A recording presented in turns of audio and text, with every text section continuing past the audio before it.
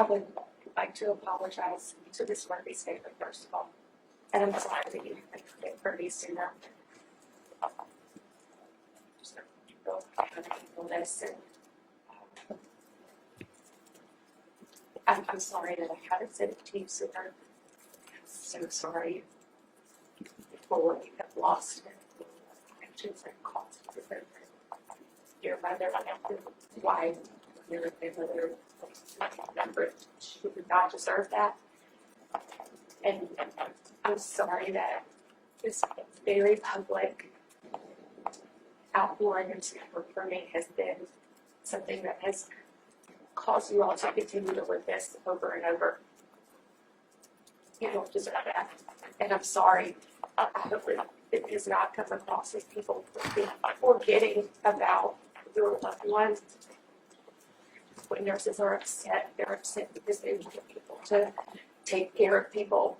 And I think we're just in the middle of systems that don't understand one another.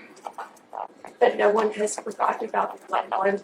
No one has forgotten about this birthday. And we are all horribly, horribly sorry for what happened. No one more than me. But I'm sorry that you haven't heard that from me before. And I want you to know them. I will never, ever forget my role in this. And it's just, I don't know what else to say that is going to make anything any different.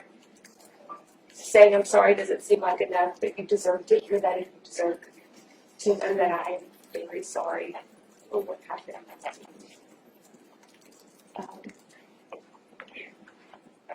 I wrote a statement, Judge Smith.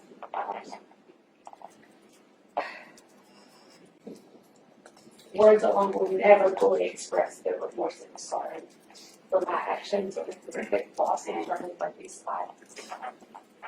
I am forever and will be haunted by my role in her untimely passing.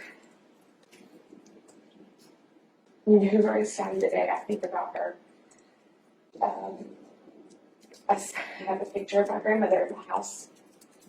Every time I see her, I think about Miss Murphy. Every time I see a Vanderbilt logo in Nashville around town, I think about her.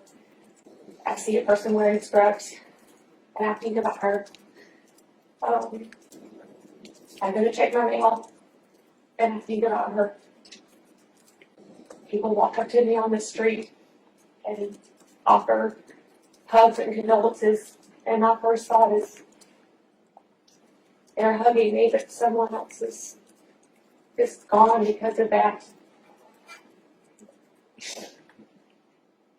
She may no longer be here, but she is very much alive in my mind and will be.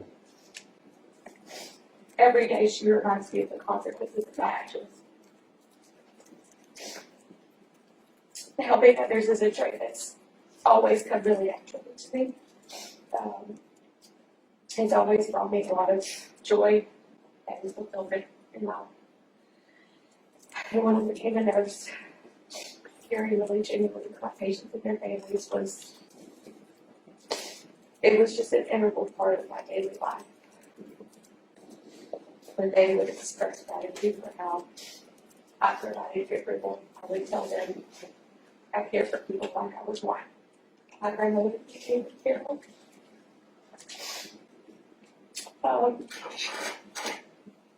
And on that day, I let her down. I let Shirley Murphy down. I let her family down. I let myself down.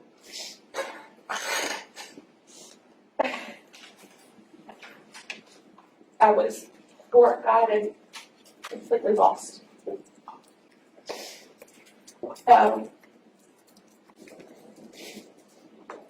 As I said, there's a book on how you proceed.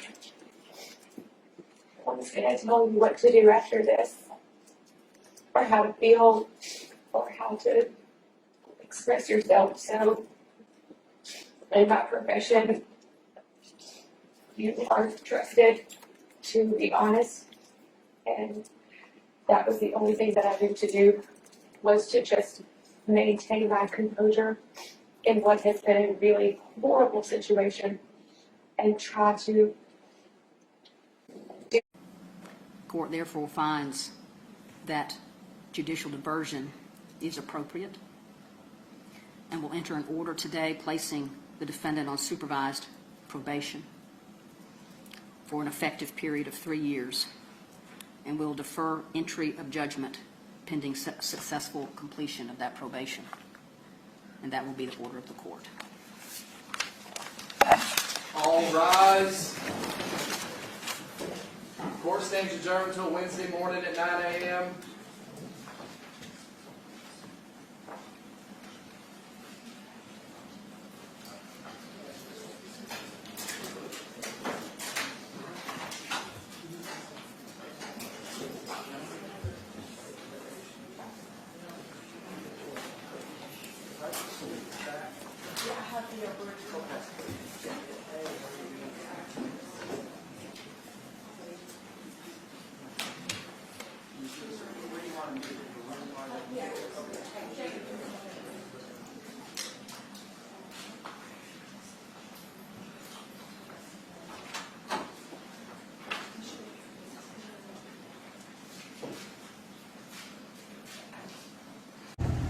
The court thus concludes that an offense under Tennessee Code 716119 is no longer disqualifying for purposes of diversion. Again, whether that was an oversight or a mistake or whatever the intention of the legislature was, the legislature speaks through its acts, and this court can't second guess or go behind the plain language.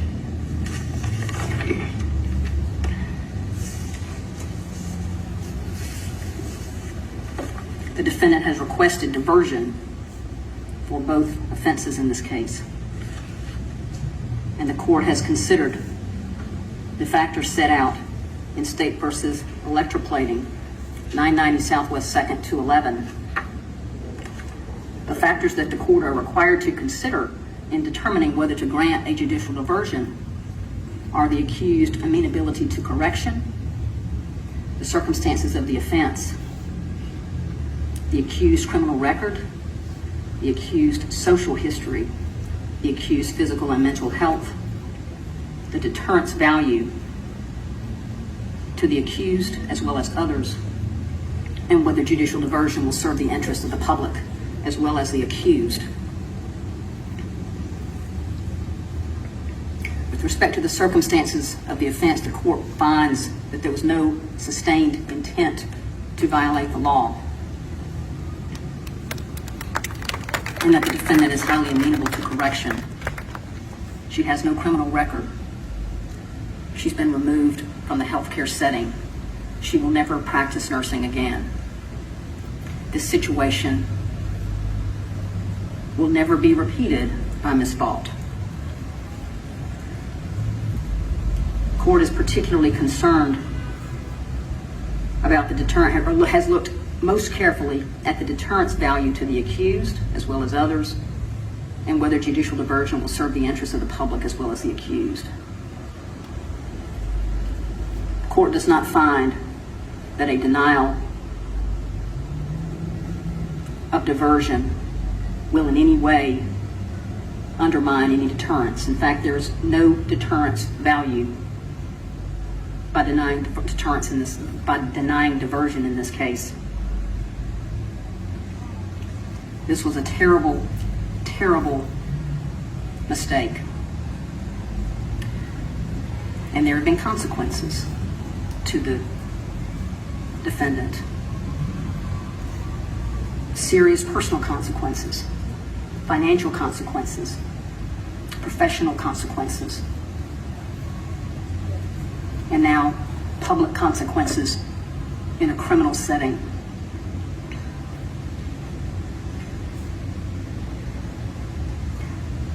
Court also does not find that judicial diversion would in any way undermine public interest. Again, this is not a situation that involved any sustained intent.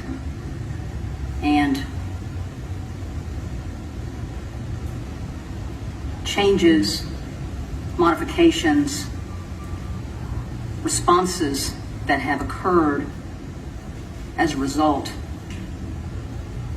will certainly serve a greater value in preventing a reoccurrence than by denial of diversion in this case.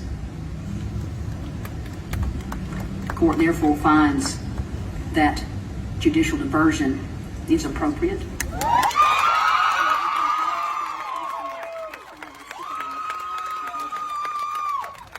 For an effective period of 3 years, and will defer entry of judgment pending successful completion of that probation.